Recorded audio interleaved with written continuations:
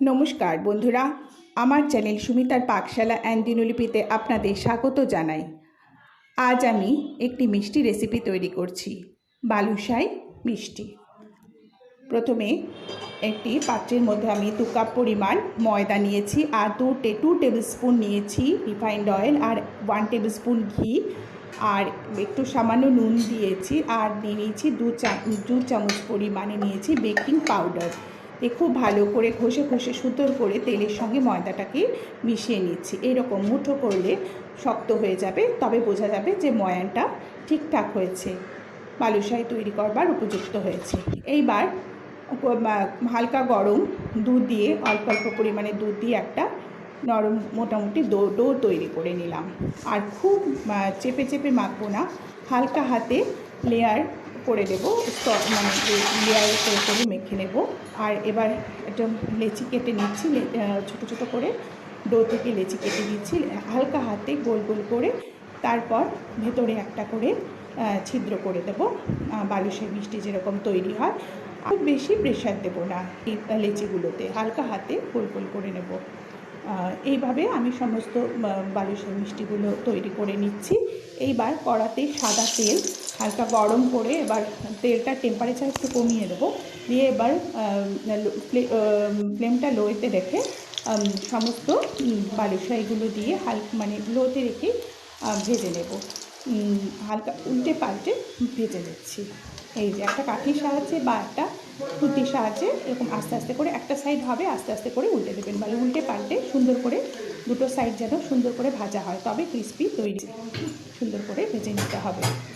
এইবার বালুশাইগুলোকে তুলে নিচ্ছি,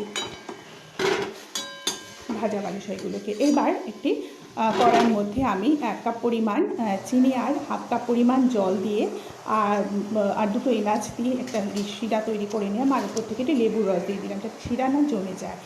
এইবার একটু চটচটে টাইপের শিরা তৈরি করে নিচ্ছি।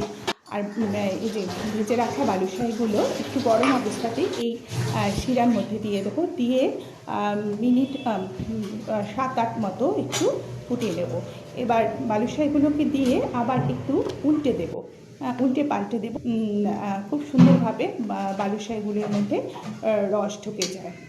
এবার 7-8 মিনিট রাখবো। আমার রেসিপিটা যদি ভালো লাগে তাহলে আপনারা লাইক দেবেন, শেয়ার করবেন, কমেন্ট করবেন, আর আমার চ্যানেলটিকে সাবস্ক্রাইব করে দেবেন, আর পাশে থাকা বেল আইকনটা প্রেস করে দেবেন। এই যে ভালোভাবে উল্টে পাল্টে নিচ্ছি। এইবার আস্তে আস্তে এই শিরা থেকে তুলে নেব, একটা ডিশের মধ্যে তুলে রাখবো। এই যে তুলে রেখেছি, আর ওপর থেকে একটু রসও দিয়ে দেব।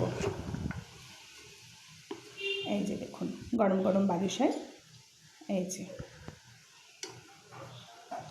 আরও কিছু ভেজে রাখা বালুশাই এই রসের মধ্যে দিয়ে দিলাম, দিয়ে এবার আবার উল্টে পাল্টে দেবো যাতে ভালো মতো রস ঢোকে।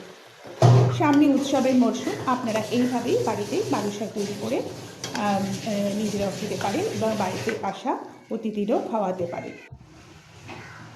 এই যে বালুশাই মিষ্টি তৈরি হয়ে গেছে সবকটি। এবার কিছুক্ষণ এই অবস্থায় রেখে দেব, তারপর সার্ভ করে দিচ্ছি।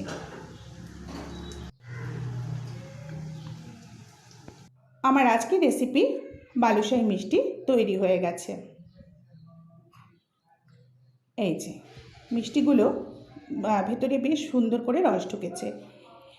এই যে দেখুন কত, মানে বোঝা যাচ্ছে কীরকম সুন্দর রস ঢুকেছে। এবার একটা কেটে আপনাদের দেখাচ্ছি কীরকমভাবে ভেতরটা রস ঢুকেছে।